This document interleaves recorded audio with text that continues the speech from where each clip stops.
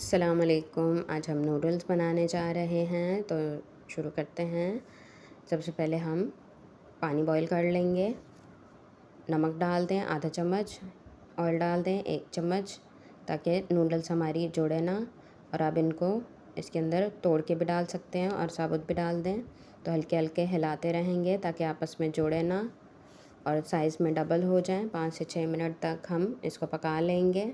तो हाथ से चेक कर लेंगे तोड़ के, बहुत ज़्यादा गलाना नहीं है इनको। अब हम स्टेन कर लेंगे। हमारी नूडल्स गल चुकी है तो ठंडे पानी से धो लेंगे ताकि हमारी नूडल्स जुड़े ना।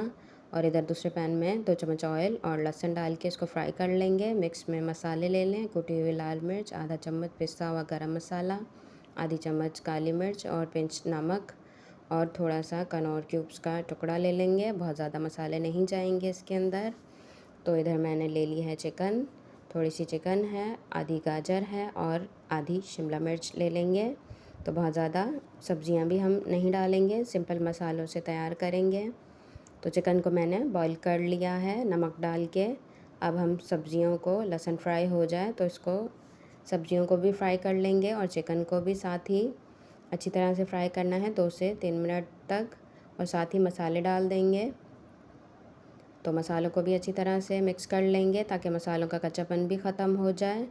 अब हम जो हमने नूडल्स बॉईल करके रखी है वो डाल देंगे। तो देखिए माशाल्लाह से परफेक्ट नूडल हमारे बने हैं। तो इनको अच्छी तरह से मिक्स कर लेंगे। 1 चम्मच केचप डाल देंगे। तो प्लीज़ मेरे चैनल को सब्सक्राइब कर दें। पूरी वीडियो मेरे चैनल पे यूट्यूब पे मौजूद है, वहाँ देख सकते हैं। तो अब हम इनको मिक्स कर लेंगे। माशाल्लाह से तैयार हैं।